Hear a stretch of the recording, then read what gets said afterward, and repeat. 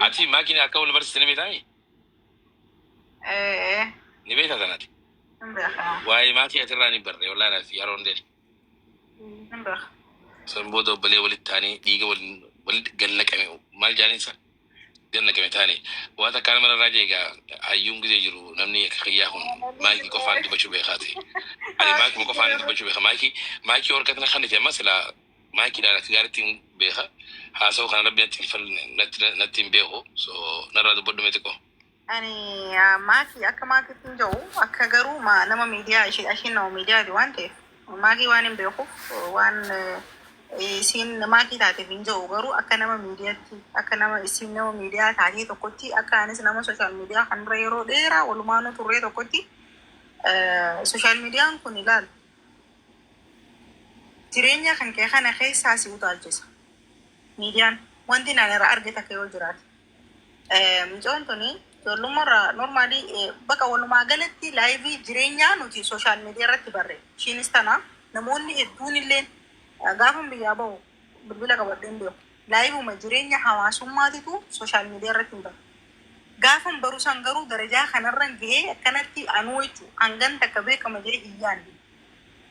So ishiinis akkasuma ta'uu danda'a. Namni kamuu xiyyeeffannaa fuula duraan dila kana daraja bakka kanan gahaa akkanan narra duulamaa akkanatti bakka hundaa yaamamaa xiqqaa guddaan maqaa kiyya yaama jettee maatiin pilaana baafattee darajaa kanan jeetii yaada akka fayyaddu.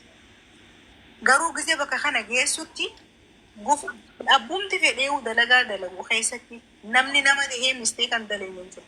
Garuu badirraa namni dhiifama waaw maali badii balleessurraa if duuba deebi'uun qarooma ammas lammaffaati. Deebitee jechuudha. Sooshaal miidiyaan keessattuu laayiviin tiktaakidha abbaa kamuu ni dogoggorsiisa.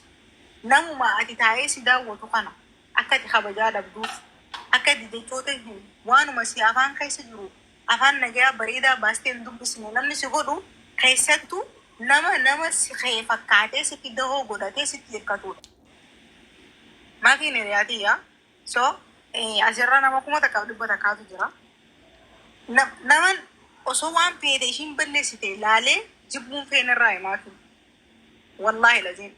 Ishii laalee hin jibbine. Misteeka fedhe osoo ishiin daleedee seenee laaluun hin laalle maaliif akka hin jibbineef? Akkan isii laalee badii ishii saniif ishiin jibbine jechuudha. Seenuu dhiisuu yookaan bakka isiin aartee takkaa meen laayivii kanarratti gisa ishiin aartee uummata warra ishii gahu kan geenye namoota keessaa utaalchisiisanii micoo wanti gisee godhanii akkasiin wanti taatu hin seenellaa qabuus hin danda'u deeggaruus hin danda'u maaliif namni keessaa si utaalchisa waan ta'eef sa'a kanatti waan takkittii qofa osoo goote jecha kana keessaan dubbachuu barbaade deebuu asirratti dubbachuu hin barbaanne ende sitti haasaan ture takkittiin sitti dubbadhisan yoo kan gootu ta'ee abbaa kamuu karaa kameenuu ni injifatu maagiin arsii taate abbaa feetaa taatu duris jalqabarraa kaasee Harargees taatee Arsiis taatee Wallagga Walloo taatee Baalee Gujii fi Karrayyuu taateeti deemuu turteemi bar ummata Amaaraa dura dhaabbattee afaan Amaaraatiin gisee raggattu san humna isiiti ol waan ishiin waan dandeettiin sammuu ishiiti ol baadhattee gisee akkasitti ummata san dura dhaabbattu sani kan nuti namni hundinuu harka tumuufii ture. Arraan tana oofanii saa isiin kofaltee taphattu misteeka ishii yookaan immoo waan ishii tareetti yaaddee godhuu dandeessi yookaan immoo dhugumatti aartee godhuu dandeessi san ishiitu faayidoon ofirraa dubbachuus ni dandeessi. Yeroo san namoota akkasiiti waan dila san keessa huu dabartee ummata galabbatee eksi irra kaa'uu ture warra alagaa san bira huu dabarse yaa gubaan mana keessaa nama aarsanin beeku.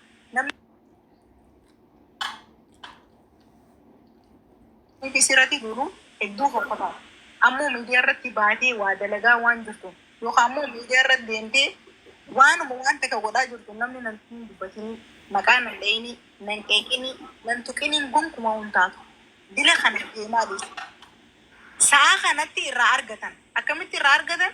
Teessee haasa'uu ishii ni agartee mireegaa namni ni argama. Takkas bira kuta, lamas bira kuta, sadillee bira kuta, overetti ta'a.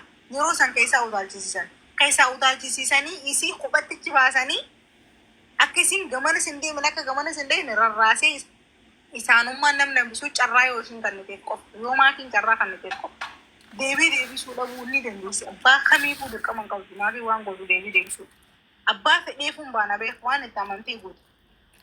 Yoo deebiin deebisne waan gootu san akkuma duraanii mata diinaa dura dhaabbattee konfidensi hin gootu san قايشي نخبج ومدو خبجان ملتي خبجان ملي بسو خبجان مسنين كي ملاش كوتي برادو ما كني دندس kana yoo goote abbaan fedheehu girgirrii namoota gartee waan xixiqqoo kanneen qalee feesbuuk onlaayinii banattee asii dhufte kana dhiisi abbaa kamiin dubattee deemuu ni dandeessi gara uummata faayinaandiitti barbaadu isa kana as keessatti yoon misteeka waan hin taane dubbateillee dhiifama asitti barbaadama.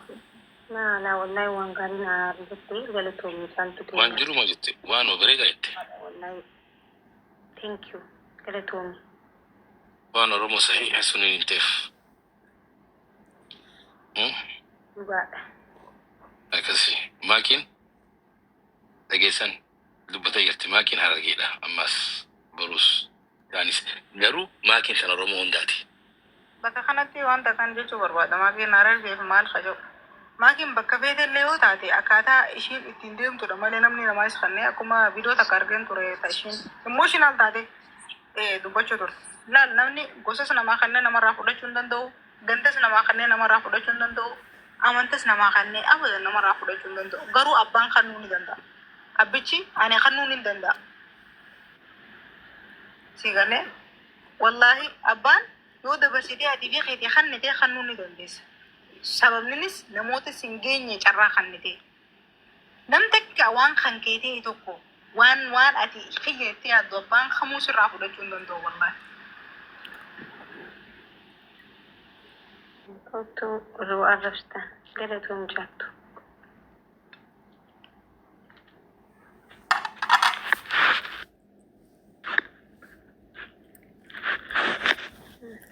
Kaya tuma unti kisanu. Bagat ni tati, bagat noji tati. Dengan tuma ucal tu no Islam ni arah kisah maliga enyu kulen tiga sun. Malam ni arah kisah beroroma Islam berroh kabeli jira. Ni arah ni so rakon kabuti. Tanah berada berre. Muncul telur mutakasi tu magala tinggi magala lalu tu ada ti magala dari doti jerry liyu halim polisi Somali danga utale rasasa sadin snaparan intala gara qabdu lokku qabdu intala oromo matara doe ajjese nasiha jani namni dagenya gudda nasiha jesus for nasiha jati bika jirtani iya mangishi bulcha adri dawsun nufga asin janna kuni mujo katare amati di misadi talaku gara qabdu elmadisto Sura sunin kabagai kaguya sunan raja fangsun. Khalaba mali khabaran qabdu asran goda gista ummata ibsa umani rawaitu guys waruna man ibsa gali fi afurta mila mawri jirtan kuni way nasiya operate tinya reedwa keessatti ilmu lakku gara qabdu ajjeefamte dhageessanii jirtani warri hin dhageenye lakkoomsa tokko barreessame warri hin dhageenye inumaa hin dhageenye warri jirtan Oromoo nasjala jirtan warri hin dhageenye lakkoomsa tokko barreessa lubbuu sadii jechuu ilmu lama garaa qabdi kunoo namni hundi dhageenyedha.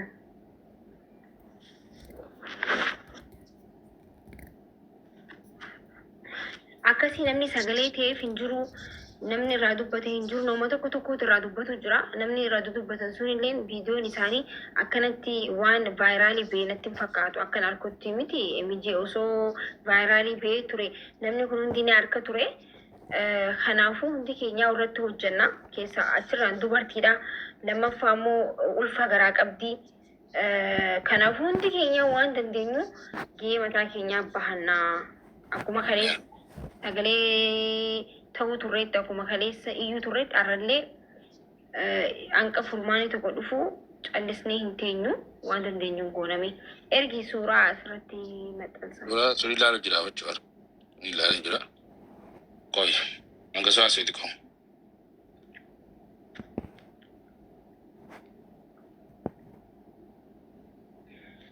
Akkam tureessa dubbiin hedduun hangallee daangaa liyu haili Somaaliitiin ajjeefamte mi yaw osoon hubatiin akka walitti laayinii fi mijee naa himi. Haili kilili aforshan Somaaliin daangaa Dirreedawaa buutee si warra isaanii duraanuu kana duraas mucaa obboleessaa irraa du'e irratti eeftanii rasaasa sadiin ajjeesan rasaasa sadiin. Achirraa micoon tun sabboontuudha. Nama hedduu uummata keenya bira dhaabbachuu ture. Mee fidi suuraa gosa kana maxxansa.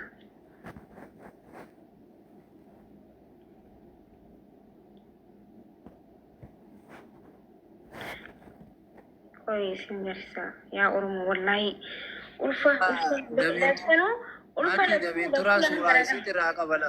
Baatii jaha yaa akkan dhageetti yoon dogongori na sirreessa ilmoo turaa galchidha. Maakii dabiin turaa galchi.